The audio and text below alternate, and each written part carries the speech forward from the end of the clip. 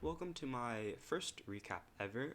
Today we're going to be going over my round one of the Ohio High School Middle School Championship. I competed in the high school championship section. Let's get into it. So first, my rating going into this tournament was 1730, and I was paired up against a 500 as black. So here I actually had an important decision to make. Would I play an opening that's more positional and try to beat a lower rated opponent positionally, or should I try to complicate things and try to take them out of their preparation early on? So I ended up going for a pretty dubious opening. So after e4, d5, e takes d5, instead of the standard queen takes d5, I go into knight f6. And honestly, I've been seeing this opening a lot in online play. I think probably even more than queen takes d5. But obviously, queen takes d5 goes into the traditional Scandinavian defense. So after knight f6, I've prepared a bunch of lines here. d4, c4. There's knight f3, knight c6 or knight c3. Sorry, and bishop b5 check. So in this game, he goes c4, which is probably one of the more critical lines, trying to hold on to the extra pawn that white just grabbed in the center. So black goes e6 here, counterattacking white's center, and d takes e6, and bishop takes e6. And here white has a decision. There are a decent amount of moves that they can play. They can go knight f3, knight c3, they can go d4. In the game, my opponent goes knight f3, but if they went d4, you can get some really interesting positions out of this after bishop b5 or bishop b4 check. So a natural looking move, let's say knight c3, you can run into knight e4, and then after knight e2, you can capture this pawn. And Engine says that this position's equal, but again, black's pieces are a bit more active, but white should have an okay time defending with accurate play. So after knight f3 here, I go knight c6, and basically what this move is doing is that, white can still go d4 here, but I'm just going to go bishop b4 check. So I'm just developing, and here knight c3.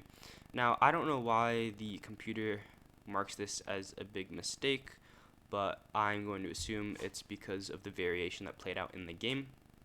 So a common theme here is that since this e-file is open, black will play often queen e7, and this does a few things. It lines up the queen with the king, and it's also threatening to take on c4 with a check as well. So here d4 is played, gaining more space in the center, and I already felt that after d4 I think white is kind of overexerting himself and allows me to take on c4 with check. And here bishop e2, and in this position I was considering castling queenside, going knight d5 maybe, just applying more pressure, keeping the tension. But in this position, I just decided to trade because I noticed that white does in fact have an isolated queen's pawn, and if I get into the endgame, it should be favorable for me, as this will become a long-term target. So after takes, white can take either way. If they take with the queen, I'm happy to trade off the queens and go into an endgame. So here, white takes with the knight, and I castle queenside. White can never push d5 because this is protected 2 times. So white castles as well.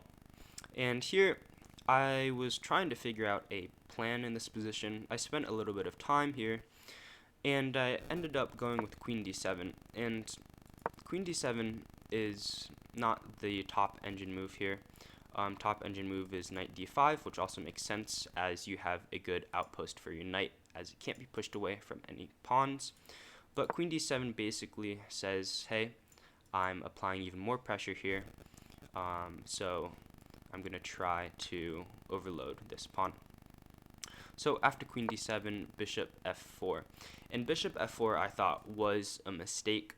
I thought that instead white should play bishop g5 here, pinning the knight. And I mean, it's nothing special after bishop e7.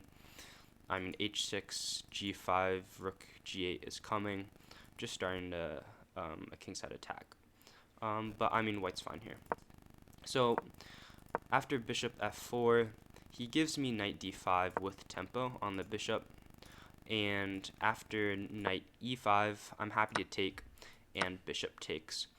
And one thing to note is that pawn takes is never, I don't know if never is the right word, but it's not the most natural option, because after takes, you can do either one of these. I will target this pawn next. Alright, so, and also worth mentioning is that you're giving up a bishop for a knight, which usually in an endgame isn't the best, but yeah. So after takes, bishop takes, I go f6 here, just kicking away the bishop. And after bishop g3, I go bishop d6, trying to trade off more pieces. And after takes, he goes knight c3. So in this position, I was considering a few moves, maybe king b8, rook h e8. So I end up going with king b8, mainly because maybe in the long term white could have some pressure on the c file, so I might as well make a prophylactic move and move away from that file.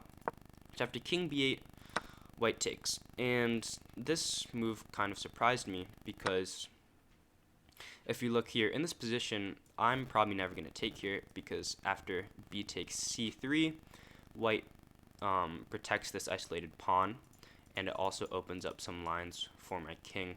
So taking here isn't the best, because after takes, you can see that this is already a weakness.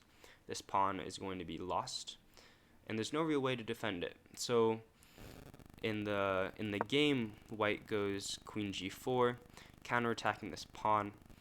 But really, this threat doesn't really work, because I have a resource in the game, and I'll pause here so you guys can try to find what I played in the game.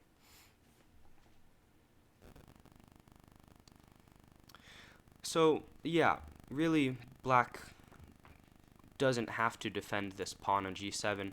Here I played h5, and basically this does a lot of things. First, this is a poison pawn, so we'll go over that variation last. But if white just simply plays something like this, I'm probably not going to take this. I'm going to go g5, and after something like this, maybe even h4, bring my rook over and start pushing my pawns on the king side.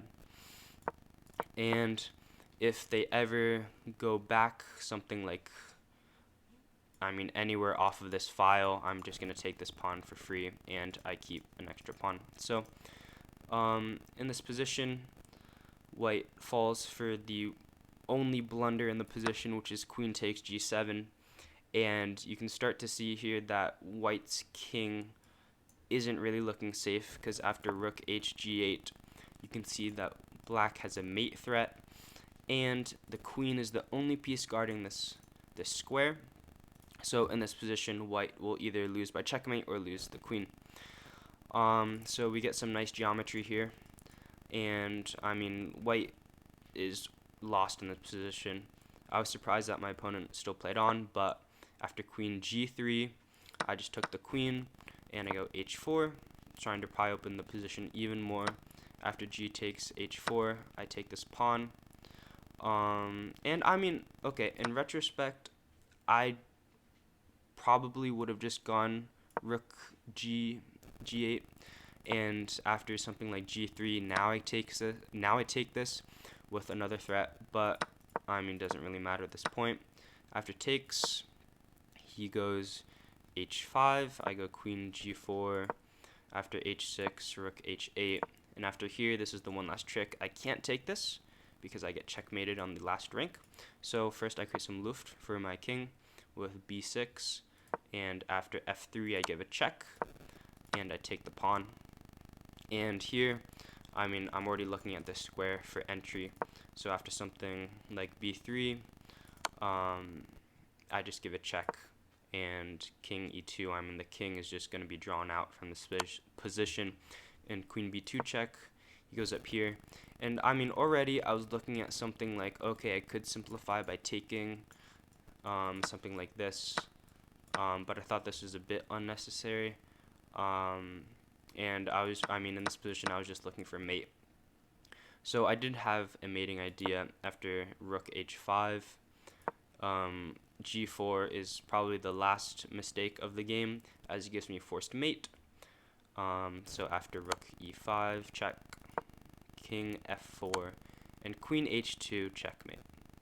So in this position, it's pretty compelling result here. Yeah, so playing against someone who's 1,200 points lower rated than me, probably the only result anyone expected. But yeah, overall, it was a solid game. And yeah, I really applied the pressure from the opening as well. So yeah, 1 out of 1 so far in this tournament. And yeah, we'll see how the next games go in round 2. And yeah, I'll see you guys next time.